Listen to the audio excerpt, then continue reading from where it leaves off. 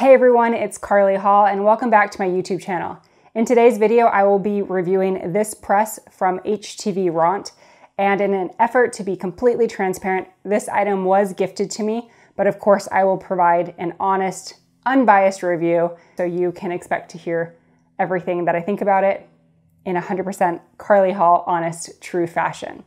All right, to get started, I'm going to set a timer because I do want to see how long it takes for this to come up to temperature. So I'm going to power it on, and then while it's heating up, I'll go over some of the specs. So we're going to power it on. I have it set to 400, and then I'm going to set my timer to see how long it takes to come to temperature. So that will be going, and it will beep at us when it's ready. You can hear that it is a little noisy, so my first impression right off the bat was that there is some type of fan mechanism in there, which is great to keep underneath cool, but it is a little loud. So while that's heating up, let's talk about the size. I wrote down the dimensions so that I didn't have to measure it. Let's see if I can find them. All right, so these are rough estimates. There's a handle on the drawer here, which we'll talk about a little later on, that this pulls out. But there's a handle, and from about the front of the handle to the back of the machine, that is about 22 inches deep. So it fits on a standard tabletop or a countertop, and it doesn't swing open or anything. It does have a drawer that pulls open, and the heat press plate is 15 inches by 15 inches, so a great size plate. It's 16 inches wide from this plate to this side over here, and about 12 inches tall. So from the bottom of the machine to the top is about 12 inches.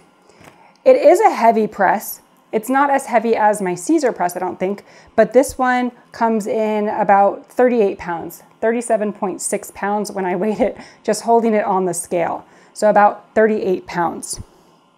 So it's already up to 165. We will be checking to see if that temperature is accurate. So let's let this heat up and I'll meet you back here. So there was the beep, and it took about 7 minutes to heat up to 400 degrees. So that's actually pretty quick for a 15 by 15 press. Not as quick as an easy press, but you can expect it to be as quick when it is more like an industrial press. All right, so now that we're up to temperature, let's use our radar gun to see if the temperature is truly 400 degrees. Some things to note before I take the temperature with this infrared thermometer is that these can be off anywhere from 30 to 50 degrees. So this is not the best tool to do this, but I really just want to see if it's getting up to the 400 degrees mark, just so I have peace of mind that we're reaching the temperature we need. The best tool to gauge temperature readings on a heat press is called a pyrometer. I don't have one of those, but those will actually touch the surface, and you can take the average of about 10 readings and get a really good accurate reading. So I'm just using this to make sure my machine's been calibrated and that it's getting a good 400 degrees in the center. So let's just look at the center.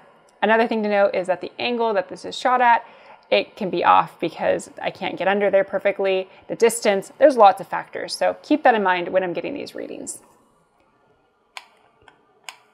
So right in the center, we're at 397, 398. So that's actually a really good reading. And it will be less accurate as I come out to the edges. This is 404 out here, so there must be a coil here. 397, 385. So even though it's not the most accurate way to do this, it's within 20 degrees of where I want it to be. And you want to think of the plate as being an average of the 10 different temperatures. So when I add those all together and divide them out by 10, it should be around 400 degrees, which is exactly what I want. So I would say that this passes this test. So to test the pressure, we're going to place a sheet of butcher paper that's hanging off both sides. I'm going to close it in here. And to close your press, you're going to click the icon here, the screen icon, and the press will come down on top of your plate. Now, if the pressure is firm, you shouldn't be able to pull this out. So this is great firm pressure. You cannot pull it out. To cancel your press, you can actually push any button and it will open up. That's a nice safety feature that if you're like, oh no, I don't want to press this item, you can hit any button on the press and it will automatically open up. So when you click the go button, the press comes down any button will stop it. All right, so now that we've talked about the size, the weight, the pressing plate, I think I mentioned 15 by 15, let's talk about the controls on the main body of the machine. So to start, we have the power button here. You have your thermometer icon, which controls the temperature. So you just click that, toggle up and down to adjust, and set with clicking on the icon again. So very similar to the Cricut Easy Press if you're familiar with that. The time, same thing, up and down, set. This is some commonly used settings. So if I click here, I can toggle through 300 at 15, 320 at 15, 330 at 20, 390 at 40, and then back to that one. This next setting, you can actually create your own. So I created a setting 400 degrees for 60 seconds, since that's what I use often. And I can also create another one. This one's right now default 210 for 20 seconds. The last icon is this automatic feature. So when this is toggled on, it'll be indicated with that LED there. And when you press in the drawer, let me bring you back. When the A icon is on, when you press in the drawer, it will automatically start. So if that A icon is toggled off, for example, let's toggle it off. Now when I press in the drawer, I'll have to start by clicking the start button. So that's a cool feature if I want it to automatically start when I press in the drawer. Okay, I do want to go back to my 400 degrees option. So let's leave that there and we'll bring it back up to temperature before we start our next project. So while that heats up, I'm going to start prepping my project. The first project we're going to do is a sublimation project, and we're just going to use a Cricut tote bag. I am going to use an easy press mat inside the tote so that we don't press on the seams. I could hang the tote bag off the back of it, but we're going to get into kind of more of avoiding the seams a little bit later on. So to prep this, I'm going to preheat it, and I'm going to place my tote bag with the seams hanging off the back, and let's see if we can fit an easy press mat in there. All right, so we can, and I want my seams off the back here, and then I'm going to start the machine. We're just doing a pre-press to get any wrinkles and moisture out, so I don't need to press it for the whole time. 10 or so seconds will do the job. Again, that safety feature, any button on the machine will stop it. I really like that feature. And then we're going to pull the drawer out. So I have my bag pressed, and we're going to place our image.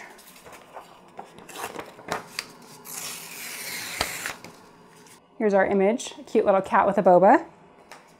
Going to place it on my bag and just tape it into place. So I have a sheet of butcher paper on top inside my bag because that's just old habits from Cricut, and it hasn't come back up to temperature yet, but I'm going to slide this in anyhow, and we're going to press. So I'm going to slide, oh, there we go, up to temperature. So I'm going to slide the whole thing in, start, and we're going to press for 60 seconds. So the automatic features on this, the fact that the press comes down is really cool, but what you haven't seen is when it comes up at the end of a timer. So if you are working on something else and you're running around your craft room, of course, never leave a press unattended, but it's nice that the press will automatically lift when the time is up. Another really cool function that I like, because you don't have to run over and unclamp it and pull it up immediately when the time's up, because it does it for you. So here the timer went up, and then it automatically lifts up. The drawer is manual, so you still have to pull that out. My butcher paper got stuck there. Always use butcher paper, because I'm not sure if you can see this here, but there is ink on my butcher paper. We'll peel this while it's still hot. I like to lint roll out my pressing lines when it's still hot to see if we can get some of the pressing lines out.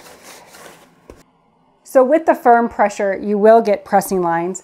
I do recommend tearing your sublimation prints. So typically I would tear all the way along the edges, but this one was a little too large to do that. So I just tore the bottom, and it ended up working great because now I can show you why you should tear around. But if I pull this out, let's grab our bag so I can show you the result here. So here's my tote bag result. Really bright, nice color. Super excited with the transfer results. No ghosting. I do have some roller marks, but that's not from the press, that's from my printer and the print heads needing to be cleaned. But you can see a little bit of those press lines on the side. And that's again because I did not tear my paper on the outside edges. To avoid those press lines, if you tear your paper like I did at the bottom here, your press lines won't be as noticeable. But for the first test, sublimation 400 degrees for 60 seconds, I would say that is a definite success. And now I have a cute Boba Cat tote bag. All right, so sublimation, good to go. Now let's test some StarCraft HTV since that's my favorite. For the next one, we're gonna drop it to 285. So I'm gonna set the custom feature here because I do use StarCraft quite a bit. So I've clicked on B and then I'm going to set that to 285. And then for 10 seconds. Okay, so now we need the temperature to come down. So we'll let this cool off for a second. And while we're letting it cool off, I'm going to show you how some blanks fit into this machine. So my main concern with any type of AutoPress is, will it fit a sweatshirt? Because when you're pushing in the drawer, you don't have much space for a blank or a t-shirt to hang off the edge. So when I'm pressing my sweatshirts, I usually press them with the hood hanging off the front of my plate. And so my concern was that I wasn't going to be able to get my sweatshirt underneath here. Because when you swing your drawer in, you need to make sure that it closes all the way. So I can push my sweatshirt in and it will in fact latch and go down. This is the only sweatshirt I own, so I just wanted to make sure that it did allow me to press that. For anything with a pocket, so there's a pocket right here, I would recommend putting your Easy Press mat inside. So there is a pressing mat here, but to lift up your sweatshirt and avoid your seams, you can put in another mat.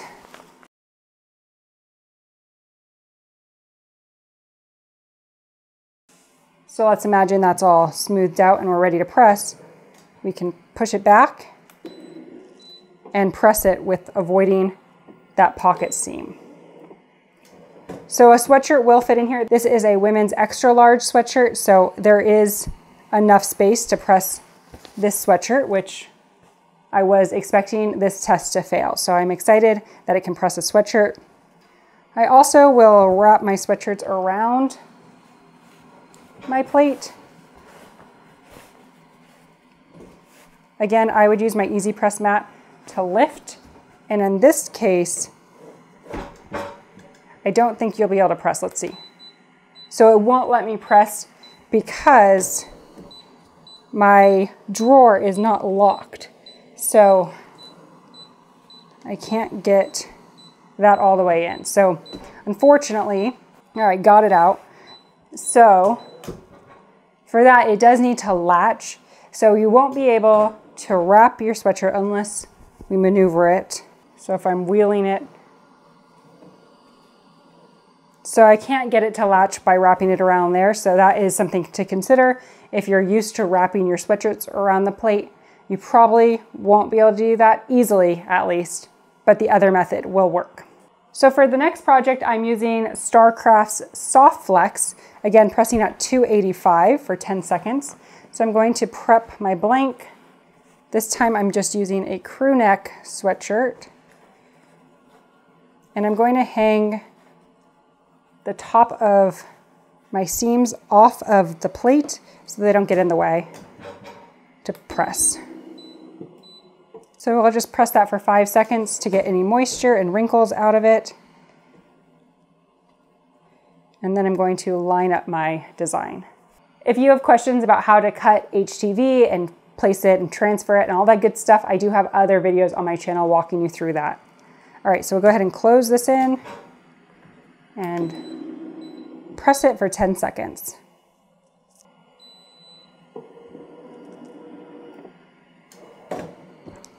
This one you can peel warm, so I don't want to peel it while it's still super hot, but warm to the touch. So this is still pretty hot. Some other features while we're waiting for this to cool down, this does have an auto shut off function. So after it hasn't been in use for 10 minutes, it will automatically shut off, which I do like. Okay, so looks like this has cooled off a little bit, so we'll just go ahead and peel this off.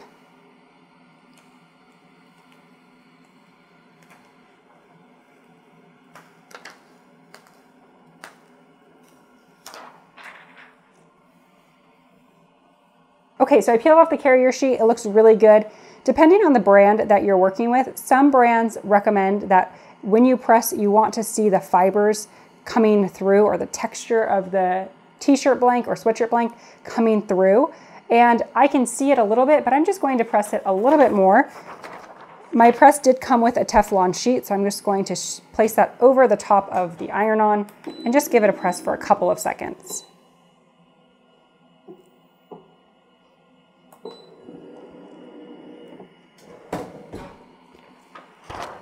All right, so now I can see the texture quite a bit more. I'll show you the results.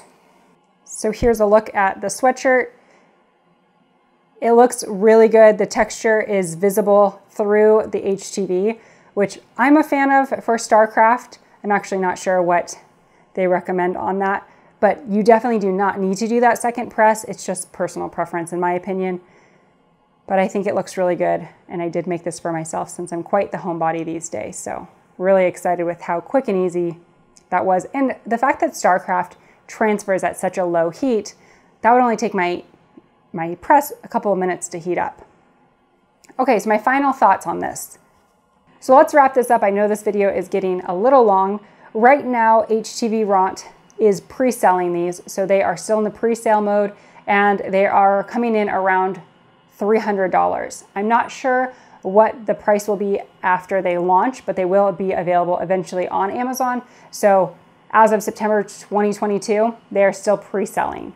So if you want the link and that info, I will put it in the video description. And then once they're available on Amazon and from HTVRont directly, I will update those links. So depending on when you're watching this, that's why the pricing may be a little bit different. But around $300 for the price point. I think that's a great price point for this machine because if you're looking at the Cricut AutoPress, which is very similar in size and capabilities, you're looking at $1,000. So much more affordable option. It's still expensive. $300 is not cheap by any means, but you're getting a good quality piece of equipment.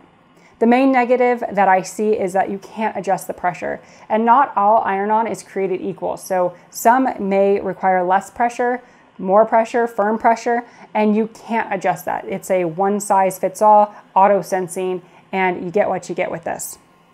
The other concern is that you can't wrap your shirt blank or your sweatshirt blank around the plate, and instead you have to kind of finagle it and set it on top of the plate and maybe use an easy press mat, which is an additional cost if you don't already have an easy press mat. So that is something to consider when purchasing this, that wrapping it around the plate may not be an option because you can't close the drawer and you may get that air noise that I got. Things I do like, I like that they have a memory and you can easily set those out of the box. I didn't talk about this in the beginning of the video because I've already used this, but out of the box, you're not registering this. You don't have to go online, do anything. You can just turn it on and set it up. And it was super easy out of the box. And these buttons are all really, really intuitive. The only one that's not super intuitive is that auto button. And if you click it and it's turned on, all it does is that when you push the drawer in, it starts your machine. So if you don't want that, you can just toggle that off. So overall, I'm really excited about this machine. A lot of the questions on the previous video, I tried to answer in this video, but if I missed anything that you want to know, make sure to leave them in the comments. If you found this video helpful, make sure to like it and comment below if this helped you make a decision on whether or not you should buy this and what was the deciding factor, what made you ultimately buy it or pass. If you're looking for more craft tutorials, subscribe to my channel because I am posting here weekly about all things crafts and I would love to have you here. Thanks so much for watching and I will see you in the next video.